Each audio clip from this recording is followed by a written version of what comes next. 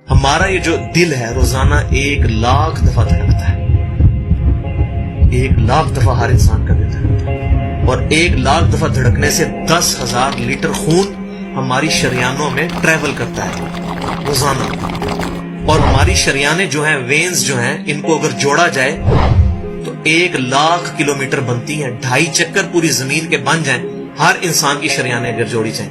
ان ساری شریانوں میں جو خون ٹریول کرتا ہے دل کے ذریعے، کیا یہ خود بخود ہو رہا ہے؟ پھر اس کے بعد اس چیز کے اوپر غور کریں کہ ہمارے جو گردے ہیں روزانہ 25 دفعہ ڈائلیسس کرتے ہیں.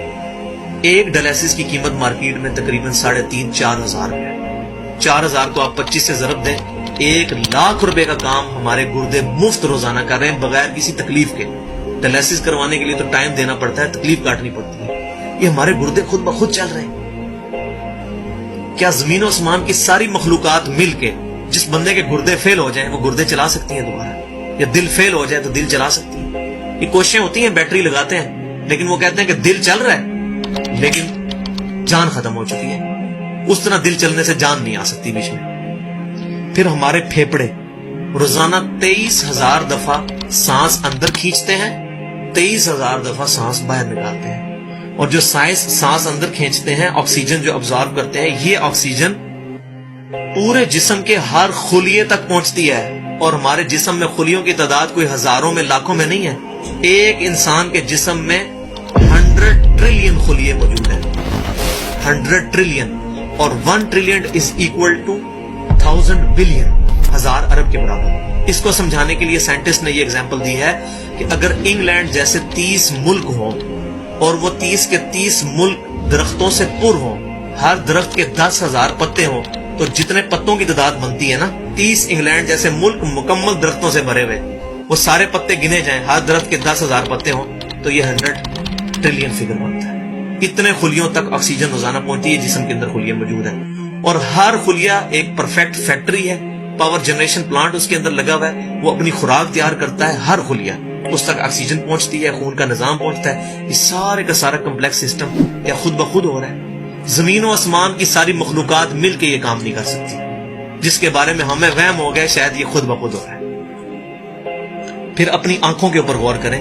ہماری آنکھیں روزانہ 12,000 دفعہ چپکتی ہیں. ایسے 12,000 دفعہ اگر ہم اپنے یہ ہاتھ کو الٹا کر کے ایک دوسرے پہ یوں رگڑیں نا، تو میرا خیال ہماری کھال اتر جائے. اس سے زیادہ نازک چیز ہماری آنکھ ہے، لیکن اس آنکھ کے درمیان ایسا لیکوڈ موجود ہے کہ جو اس آنکھ کو گھسنے نہیں دیتا اور تکلیف نہیں ہوتی.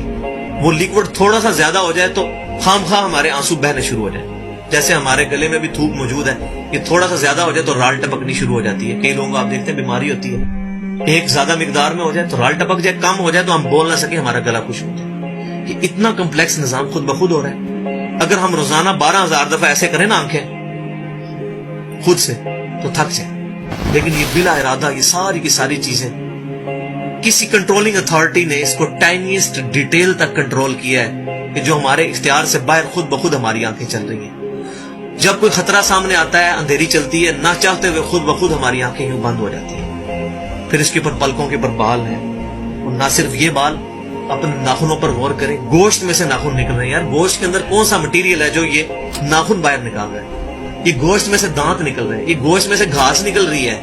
یہ دیکھیں گھاس، یہ بال نکل رہے ہیں. جو بندہ پاگل ہو جاتا ہے، یار گوشت میں سے اتنی مشکل چیزیں کیسے نکل رہی ہیں؟ اور ناخن ہمیں کاٹنے پڑتے ہیں لیکن دانت کاٹنے نہیں پڑتے، یہ ایک خاص مقدار پہ جا کے رک جاتے ہیں. یار دانتوں کا کوئی باپ ہے جو ان کو کہہ رہا ہے کہ اس کے بعد تم نے نہیں بڑھنا؟ سر کے بال بڑھتے ہیں لیکن یہ ہمارے یہ والے بال نہیں بڑھتے، ابرو کے بال نہیں بڑھتے. اس کو کون کنٹرول کر رہا ہے؟ یہ ساری کی ساری چیزیں کیا خود بخود ہو رہی ہیں؟ جو چیزیں بھائیوں کرنے سے نہیں ہو سکتی، انسان اپنی چیزیں خود کنٹرول نہیں کر سکتا، تو خود بخود وہ کیسے ہو رہی ہے؟ اس سے بڑی تو بیوقوفی اور کوئی چیز نہیں. پھر سب سے مشکل جو انسٹرومنٹ ہمارے دماغ جو ہے، ہمارے دماغ کے اندر 10 ارب خلیے ہیں، اور جو دماغ کے اندر جو ہمارے کنیکشنز ہیں وہ 100 ٹریلین ہیں، equivalent to the quantity of cells in human body. جو میں نے بتایا تھا انگلینڈ جیسے 30 ملک ہوں، وہ والی ایگزامپل دی، وہ سیم اتنے کنیکشنز دماغ کے اندر ہیں. ہمارے دماغ کے اندر 1 منٹ کے اندر 10 لاکھ چین ریئیکشنز ہوتے ہیں جن کی وجہ سے دماغ کام کرتا ہے.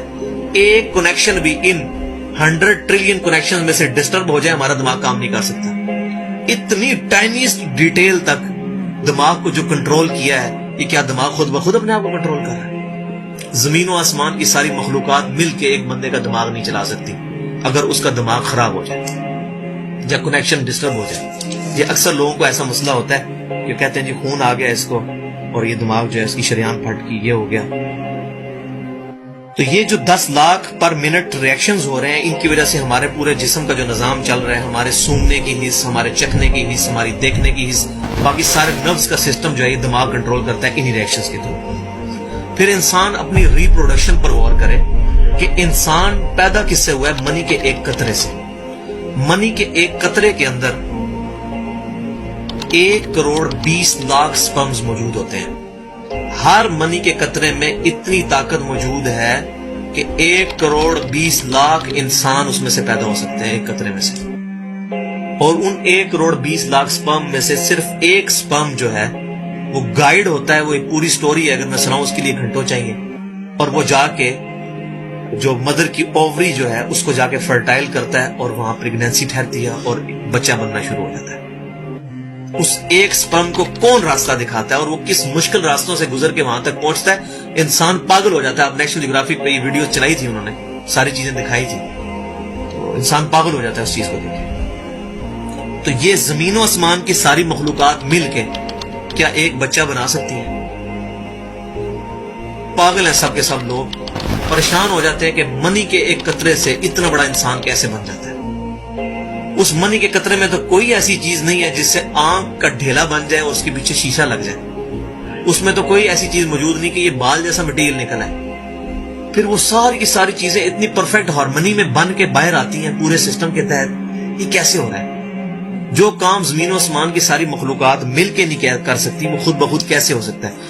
تو اب تک جتنی میں نے ڈسکشن کی, یہ وہ تمام ڈسکشنز ہیں جو عام انسان, اس میں سے میجورٹی چیزیں ایسی ہیں کہ جو عام انسان, چاہے آج کا انسان ہے چاہے 1000 سال پہلے کا انسان ہے, وہ ان ساری چیزوں کو آبزرو کر کے ایک سپر کنٹرولنگ اتھارٹی تک پہنچ سکتا ہے, اور وہ اتھارٹی ہے اللہ.